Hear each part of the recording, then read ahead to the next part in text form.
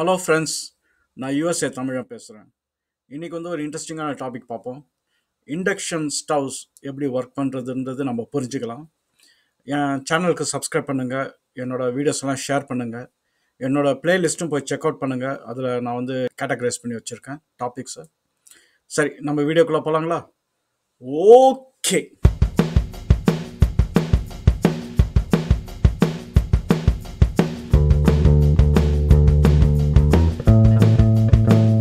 Super. இப்போ நம்ம topic உள்ளார போகலாம். நம்ம இன்னைக்கு பேச போகிற டாபிக் வந்து இண்டக்ஷன் ஸ்டவ்ஸ். அது வந்து எப்படி ஒர்க் பண்ணுது அப்படின்னு, அதனோட பயன்கள் என்ன, அதனால வந்து இது நல்லதா கெட்டதா அப்படின்றது நம்ம கொஞ்சம் பார்ப்போம். சரி, இந்த வீடியோ உங்களுக்கு புரியணும் அப்படின்னா ஒரு இண்டக்ஷன் மோட்டார்ஸ் பற்றி நான் ஒரு வீடியோ போட்டிருக்கேன். அந்த வீடியோ பாருங்கள். ஏன்னா அதில் வந்து கான்செப்ட்ஸ் வந்து இதில் வந்து அப்ளை ஆகும். அதில் இண்டக்ஷன் வந்து எப்படி நடக்குது அப்படின்னு அந்த லிங்க் வந்து நான் கீழே போடுறேன். சரி, இந்த ஸ்டவ்ஸ் பற்றி உங்களுக்கு ஜென்ரலாக நல்லாவே தெரியும். ஸ்டவ்ஸில் பார்த்தீங்கன்னா நிறைய டைப்ஸ் இருக்குது. நம்ம க்ளே வச்சு செஞ்ச ஸ்டவ்லேருந்து அப்புறம் எலக்ட்ரிக் ஸ்டவ், அப்புறம் கேஸ் ஸ்டவ், அது வரைக்கும் நம்ம வந்தாச்சு. ஸோ ஸ்டவோட ப்ரைமரி பர்பஸ் வந்து நம்ம குக்கிங் தான் யூஸ் பண்ணுறோம், இல்லை இண்டஸ்ட்ரியல் பர்பஸ்க்காக நம்ம யூஸ் பண்ணுறோம், அதுதான். ஆனால் இதில் எல்லாத்துக்கும் ஒரு விஷயம் வந்து காமனாக இருக்குது. இதில் வந்து என்னென்னா, உங்களால் வந்து தொட முடியாது. இப்போ கை வச்சு அதில் போய் தொட்டிங்க அப்படின்னா கை வந்து பேர்ன் ஆகிடும். ஸோ நம்ம வந்து கொஞ்சம் காஷியஸாக இருக்கணும். ஸோ இது வந்து ஒரு பெரிய ப்ராப்ளம் தான். ஏன்னா நம்ம ஆக்சிடெண்ட்டாக வந்து நம்ம ஸ்டவ் மேலே கை வச்சிட்டோம் அப்படின்னா கை பேர்ன் ஆகிடும். அப்புறம் இன்னொன்று வந்து நீங்கள் ஸ்டவ் ஆஃப் பண்ணிட்ட அப்புறம் கூட வந்து அதுக்கு இன்னும் அந்த சூடு இருக்கும் அதில், அந்த ஸ்டவ்வில். ஸோ அது இன்னும் ரிஸ்க். நம்ம வந்து அது சூடாக இருக்குன்றது நம்மளுக்கு தெரியாமல் போனோம் அப்படின்னா நம்ம அது மேலே எதாவது வச்சோம், பேப்பர் எதாவது வச்சிருவோம், இல்லாட்டி கையை கூட வைக்க வாய்ப்பு இருக்குது. குழந்தைங்களாம் கொஞ்சம் காஷியஸாக இருக்க வேண்டியதாக இருக்குது. ஸோ இப்போ நம்ம இண்டக்ஷன் ஸ்டவ் வரும். இண்டக்ஷன் ஸ்டவ் நம்மளுக்கு எதுக்கு தேவை அப்படின்னா, முதல்ல இந்த பர்பஸ்க்கு தான். நம்ம அது மேலே கை வைக்கலாம், ஒன்றும் பிரச்சனையே கிடையாது, ஆனால் சுடாது. ஸோ அதுதான் வந்து ஒரு இன்னோவேஷனே. அதில் நம்ம வந்து டெப்த்துக்கு போய் இதை பற்றி கொஞ்சம் டிஸ்கஸ் பண்ணுவோம். சரி, ஃபர்ஸ்ட் வந்து இது இண்டக்ஷன் ஸ்டவ் வந்து எப்படி உருவாகிருக்கு அப்படின்னு நம்ம பார்க்கலாம். இண்டக்ஷன் ஸ்டவ் வந்து ஒரு இன்ஸ்பிரேஷன் தான். இந்த இண்டக்ஷன் மோட்டார்லேருந்து அந்த இன்ஸ்பிரேஷன் வழியாக தான் வந்து இந்த இண்டக்ஷன் ஸ்டவ் வந்தது. இதுக்கு வந்து பார்ட்ஸ் வந்து ரொம்ப சிம்பிள் தான். உங்களுக்கு வந்து ஒரு எனர்ஜி சோர்ஸ் வேணும், அதாவது கரண்ட் சோர்ஸ் வேணும். அப்புறம் அந்த கரண்ட் சோர்ஸ் வந்து ஒரு எலக்ட்ரிக் காயிலில் போய் அடையும். அந்த எலக்ட்ரிக் காயிலேருந்து நம்ம வந்து குக்கிங் பர்பஸ்க்காக நம்ம யூஸ் பண்ணுறோம். இப்போ இதுதான் நம்ம எலக்ட்ரிக் ஸ்டவ்லையும் பண்ணுறோம் அப்படின்னு நீங்கள் கேட்கலாம். ஆக்சுவலாக இதில் வித்தியாசம் இருக்குது. இந்த இண்டக்ஷன் மெக்கானிசமில் நம்ம பண்ணுறோம், அது நம்ம கொஞ்சம் பார்க்கலாம். இப்போ உங்களுக்கு வந்து நல்லாவே தெரியும், ஒரு கண்டக்டரில் வந்து நீங்கள் எலக்ட்ரிசிட்டி பாஸ் பண்ணீங்க அப்படின்னா உங்களுக்கு ஒரு மேக்னெட்டிக் ஃபீல்ட் வந்து கிரியேட் ஆகும். ஸோ இப்போ வந்து சிம்பிளாக இப்படி வச்சுப்போம். அதாவது இண்டக்ஷன் ஸ்டவ்வில் வந்து ஒரு காயில் தான் இருக்குது. அந்த காயில் வந்து ஒரு கண்டக்டர். நம்ம வந்து அந்த காயில் வந்து ஆல்டர்னேட்டிங் கரண்ட், அதாவது ஏசி சர்க்யூட்டில் வந்து நம்ம கொடுத்துட்டோம் அப்படின்னா அந்த காயில் வழியாக வந்து நம்மளோட 240 வோல்ட் இல்லை 120 வோல்ட் வந்து பாஸ் ஆகும். அந்த காயிலில் வந்து ஒரு மேக்னெட்டிக் ஃபீல்டு வந்து கிரியேட் ஆகும். ஸோ அதுதான் நடக்குது. இப்போ அந்த மேக்னெட்டிக் ஃபீல்டு வந்து நம்ம டெஸ்லா சொன்ன மாதிரி அவர் தான் கண்டுபிடிச்சது இந்த இண்டக்ஷன் மெக்கானிசம். அந்த மேக்னெட்டிக் ஃபீல்டுக்கு கூட இன்னொரு கண்டக்டர் நீங்கள் வச்சுட்டீங்க அப்படின்னா அதுவும் அந்த மேக்னெட்டிக் ஃபீல்டு வந்து ஒரு இன்டியூஸ்டு கரண்ட் கொடுக்கும், அதாவது எடி கரண்ட் அப்படின்வாங்க. அந்த எடி கரண்ட் வந்து ஜென்ரேட் ஆகும். ஸோ அந்த எடி கரண்ட் ஜென்ரேட் ஆகிறதுனால இந்த இண்டக்ஷன் ஸ்டவ் வந்து ஒர்க் பண்ணுது.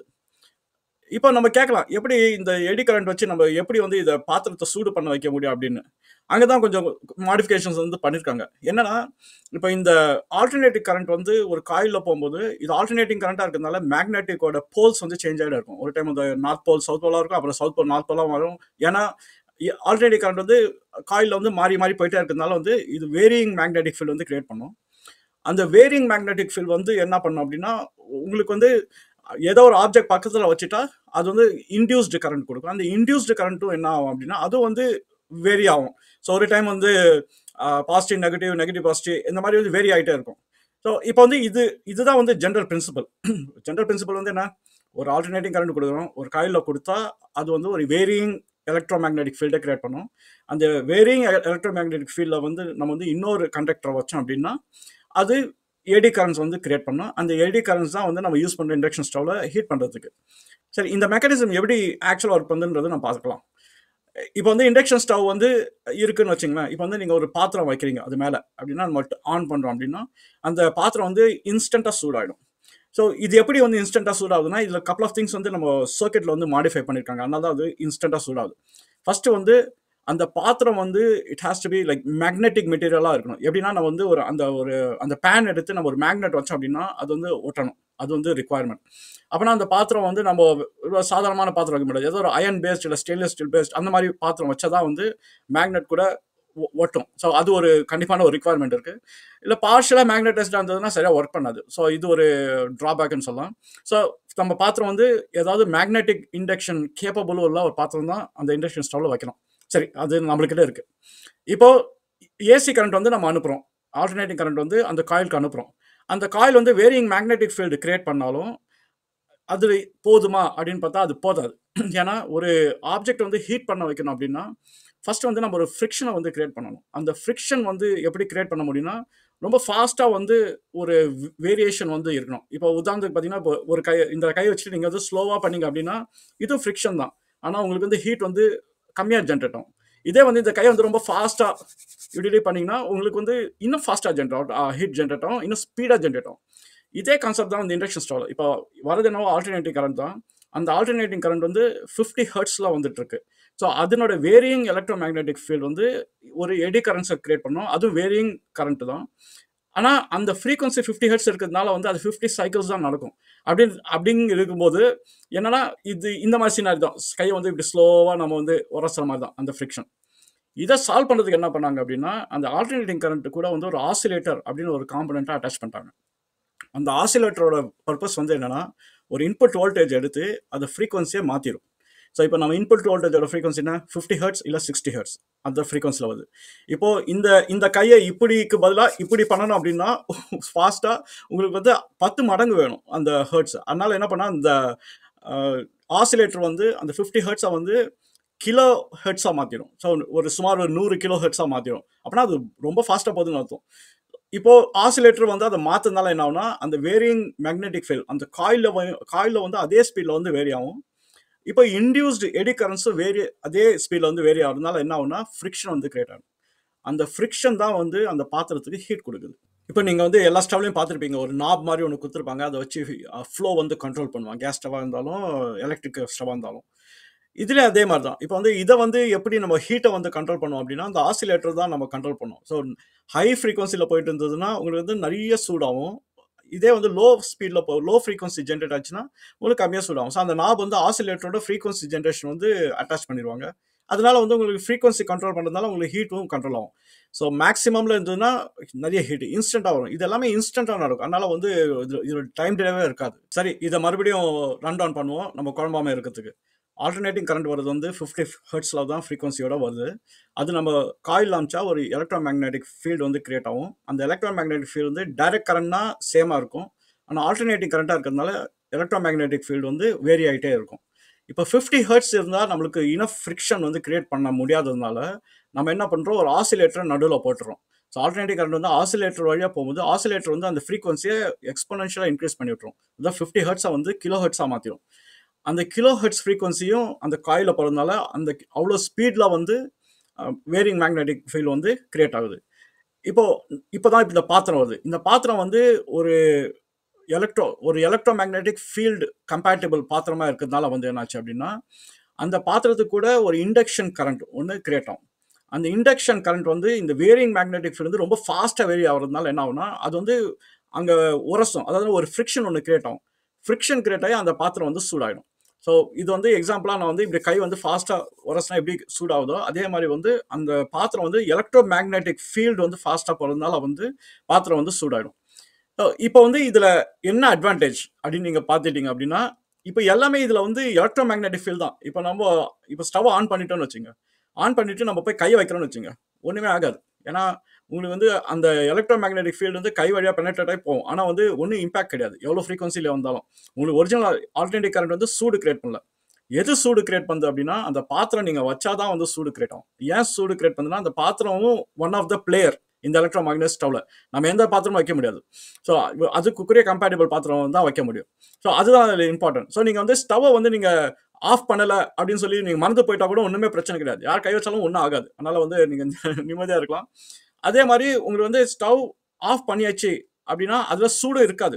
ஏன்னா உங்களுக்கு சூடு பண்ணுறது பாத்திரம் மட்டும்தான். நீங்கள் பாத்திரத்தை எடுத்துட்டிங்கன்னா அதுக்கப்புறம் அந்த பிளேட்டில் வந்து உங்களுக்கு சூடாகவே இருக்காது. அந்த டாப்பில் வந்து கவுண்டர் டாப்பில் வந்து சூடாகவே இருக்கக்கூடாது. ஸோ இது ஒரு பெரிய அட்வான்டேஜ். ஏன்னா நம்மளுக்கு வந்து தேவையான போது நம்ம வைக்கலாம். பாத்திரம் மட்டும் ஹீட் பண்ணுறதுனால நம்மளுக்கு நிறைய எனர்ஜி வந்து டிசிபேட் ஆகிறது கிடையாது. இன்னொன்று வந்து உங்களுக்கு கேஸ் ஸ்டவ் மற்ற ஸ்டவ்லாம் பார்த்தீங்கன்னா ஸ்லோவாக ஸ்டார்ட் ஆகும். இந்த வந்து இன்க்ரீஸ் ஆகி அப்புறம் வந்து ஸ்டார்ட் ஆகும். அப்படிதான் வந்து ஹீட்டிங் மெக்கானிசம் ஒர்க் பண்ணுது. இது வந்து எலக்ட்ரோ மேக்னெட்டிக் ஃபீல்டா இருக்கிறதுனால, நம்ம லைட் பல்பு மாரி தான். அப்படியே ஆன் பண்ணா டப்புன்னு வெளிச்சம் வர்ற மாரி, அதே மாரி நம்ம இதில ஆன் பண்ணா உடனே பாத்திரம் ஹீட் ஆயிடும். ஏன்னா, அந்த ஃப்ரீக்வென்சி வச்சு இது ஒர்க் பண்றதுனால பாத்திரம் வந்து அதுல எதுவும் டிலே கிடையாது. இப்ப சட்னிய தாளிக்கணும் அப்படின்னா, நம்ம என்ன பண்ணுவோம், எண்ணெய ஊத்திட்டு கொஞ்ச நேரம் வெயிட் பண்ணுவோம். கொஞ்ச நேரம் கழிச்சு தான் சட்னி வந்து தாளிக்கிற ஸ்டேட்டுக்கு வந்து வரும். இப்ப அது இப்படி கிடையாது. நீங்க ஆன் பண்ண உடனே தூக்கி போட வேண்டியது தான். கருவேப்பிலை எல்லாமே தூக்கி போட வேண்டியது தான். உடனே தாளிக்கிறதுக்கு ரெடி ஆயிடும். அந்த மாரி சிச்சுவேஷன் தான் அது. ஏன்னா பாத்திரம் வந்து இன்ஸ்டன்ட்டா வந்து ஹீட் ஆயிடும். இதுல ஏதாவது டிராபேக் இருக்கா இண்டக்ஷன் ஸ்டவ்ல அப்படின்னா, கண்டிப்பா இருக்கு. என்ன டிராபேக் அப்படின்னா, உங்களுக்கு கம்பேட்டிபிள் பாத்திரம் வேணும். அது நம்ம மைக்ரோவேவ்க்கு யூஸ் பண்ற மாரி ஒரு கம்பேட்டிபிள் பாத்திரம் மாரி, இதே மாரி இந்த சினாரியோக்கு கம்பேட்டிபிள் பாத்திரம் வேணும். இன்னொன்னு வந்து உங்களுக்கு இந்த சர்ஃபேஸ் வந்து ஃப்ளாட்டா தான் இருக்கணும். அதனால உங்களுக்கு வந்து இந்த எண்ணெய் பொரிக்கிறதுக்கு இந்த ரவுண்டு ஷேப்ல இருக்கிற பாத்திரம்லாம் இதுல வேலைக்கு ஆகாது. உங்களுக்கு வந்து மேக்ஸிமம் ஃப்ளாட் சர்ஃபேஸ் பாத்திரம் தான் வச்சாகணும். அது ஒரு டிராபேக். இன்னொரு டிராபேக் வந்து என்னன்னா, இந்த எலக்ட்ரோ மேக்னெட்டிக் காயில் எவ்வளோ சைஸ் இருக்கோ, அவ்வளோ சைஸ் பாத்திரம் வச்சா உங்களுக்கு எல்லா பாத்திரமும் ஹீட் ஆயிடும். இதே வந்து இப்ப காயில் வந்து 6 இன்ச் இருக்கு. உங்க பாத்திரம் வந்து 10 இன்ச் டயாமீட்டர் இருக்கு அப்படின்னா, அது 6 இன்ச் மட்டும் தான் ஹீட் பண்ணும். ஏன்னா, அங்க மட்டும் தான் அந்த சர்ஃபேஸ் வந்து கான்டாக்ட் ஆகுது. அங்க மட்டும் தான் அந்த மேக்னெட்டிக் வேவ்ஸ் வந்து இன்டராக்ட் பண்ணுது. எடி கரண்ட்ஸ் கிரியேட் பண்ணுதுக்கு. ஆனா, உங்களுக்கு வந்து ஈவன் டிஸ்ட்ரிபியூஷன் இருக்காது. இந்த ஹீட். ஒரு இடத்துல மட்டும் ஃபோக்கஸ்டா இருக்கும். பாத்திரத்தோட சைஸ நீங்க மேக்ஸிமம் எவ்வளவு யூஸ் பண்ணீங்களோ, அதுக்கேத்த மாரி அந்த சைஸ் வாங்கிட்டீங்கன்னா, உங்களுக்கு பிரச்சனை இருக்கக்கூடாது. இப்ப இந்த இண்டக்ஷன் ஸ்டவோட ட்ரபிள் ஷூட்டிங் நம்ம பார்ப்போம். இப்போ நீங்க ஒரு இண்டக்ஷன் ஸ்டவ் வச்சிருக்கீங்க. கொஞ்ச நாள் யூஸ் பண்ணிட்டீங்க. ஆனா திடீர்னு வந்து பாத்திரம் வந்து சூடாக மாட்டேங்குது. அப்படின்ற ஒரு சினாரியோ எடுத்துப்போம். இப்போ 2 பாசிபிலிட்டி இருக்கு. ஒண்ணு வந்து அந்த பாத்திரம் வந்து நீங்க மேக்னெட் வச்சு டெஸ்ட் பண்ணி பாருங்க. அது அந்த மேக்னடைஸ்டா இருக்க அந்த பாத்திரம்னா, ஸோ அது வந்து சஸ்பெக்ட் கிடையாது. நீங்க வந்து அத வந்து ஈஸியா வந்து எலிமினேட் பண்ணிடலாம். 2வது வந்து நான் சொன்ன மாரி இந்த ஸ்டவ் ஹீட் ஆவதுக்கு ரீசனே வந்து ஃப்ரிக்ஷன் தான். அந்த ஃப்ரிக்ஷன் வந்து ஆசிலேட்டர் வந்து நம்ம 50 ஹெர்ட்ஸ் மட்டும் அமுச்சா அந்த ஃப்ரிக்ஷன் கிரியேட் ஆகாது. ஹீட் பண்ற லெவலுக்கு. ஆசிலேட்டர் தான் வந்து அது வந்து கிலோ ஹெர்ட்ஸா மாத்துது. ஸோ மோஸ்ட்லி உங்களோட பிரச்சனை வந்து என்ன இருக்கும் அப்படின்னா, அந்த ஆசிலேட்டர் வந்து பழுது போயிருக்கலாம். அதனால வந்து என்னன்னா, அதுக்கு இனஃப் ஃப்ரிக்ஷன் வந்து அது கிரியேட் பண்ண முடியல. அந்த ஆல்டர்னேட்டிங் கரண்டோட ஃப்ரீக்வன்சி இன்க்ரீஸ் பண்ணி. இத ஒரு வகையில செக் பண்ணலாம். உங்ககிட்ட ஒரு ஆசிலோஸ்கோப் அப்படின்னு ஒரு எக்யூப்மென்ட் இருந்ததுன்னா, அத வச்சு நீங்க வந்து எவ்வளோ ஃப்ரீக்வன்சி இருக்குன்றது மெஷர் பண்ணலாம். அந்த ஆசிலோஸ்கோப் எப்படி ஒர்க் பண்ணுதுன்றதுக்கு நான் தனியா ஒரு வீடியோ போட்டிருக்கேன். அந்த லிங்க்கும் நான் கீழ வந்து போடுறேன். ஸோ ஆசிலோஸ்கோப் வச்சு ஈஸியா வந்து எவ்வளோ இன்புட் ஃப்ரீக்வன்சி இருக்கு, எவ்வளோ அவுட்புட் ஃப்ரீக்வன்சி வருது அப்படின்றது உங்களுக்கு தெரிஞ்சிரும். அது நீங்க ஸ்பெக்கோட கம்பேர் பண்ணி பார்த்தீங்கன்னா, இது வந்து அ இந்த இண்டக்ஷன் மோட்டார் வந்து கரெக்ட்டா ஒர்க் பண்ணுதா அப்படின்றத நீங்க கன்ஃபார்ம் பண்ணிடலாம். மத்தபடி இதுல மூவிங் பார்ட்ஸ் எதுவுமே கிடையாது. ஒரு கரண்ட் சோர்ஸ், ஆசிலேட்டர், அதுக்கப்புறம் காயில் அது அவ்வளவுதான். ஸோ இதுல வந்து டீபக் பண்றது ரொம்ப ஈஸி. ஸோ மோஸ்ட்லி ஃபால்ட்டியா இருக்கிறது வந்து பாத்திரம், இல்லாட்டி ஆசிலேட்டர். இது 2 தான் வந்து சஸ்பெக்ட்டா இருக்கும். நீங்க பாட்டுக்கு வந்து என்னடா ஸ்டவ் ஒர்க் பண்ணலையா சொல்லி தூக்கி போட்டுற போறீங்க. இது வந்து டயக்னோஸ் பண்றது ரொம்ப ஈஸி. ஸோ இது வந்து ஒரு நல்ல டெக்னாலஜி. நம்மளெல்லாம் காப்பாத்துது இது. நம்ம ஆக்சிடென்ட்டா போய் கை வைக்காம இருக்கிறதுக்கு. ஸோ இது முடிந்தா நீங்க வாங்கி ஒரு டைம் வீட்ல ட்ரை பண்ணி பாருங்க. உங்களுக்கே ரொம்ப அமேசிங்கா இருக்கும். இது எப்படி ஒர்க் பண்ணுது அப்படின்னு. ஏன்னா நம்ம இந்தியன் குக்கிங்க்கு மட்டும் இது கம்பேட்டிபிளா இருக்காது. நம்ம வந்து நெறைய ரவுண்ட் பாட்டம் பாத்திரம் யூஸ் பண்றதுனால. மத்தபடி இது வந்து நல்ல ஒரு ஆசம் டெக்னாலஜி. சரி, நம்ம இத பத்தி கொஞ்சம் புரிஞ்சுக்கிட்டோம்னு நெனைக்கிறேன் ஹை லெவல்ல. உங்களுக்கு ஏதாவது கொஸ்டின்ஸ் இருந்தா கமெண்ட்ல போடுங்க. அப்புறம் ஏதாவது வீடியோ ரிக்வெஸ்ட் இருந்தாலும் போடுங்க. என்னோட டிஸ்கார்ட் சேனல்லயும் போய் ஜாயின் பண்ணுங்க. அங்க என்கிட்ட டைரக்ட்டா பேசலாம். அப்ப நம்ம அடுத்த வீடியோல பார்க்கலாங்களா? பாய்.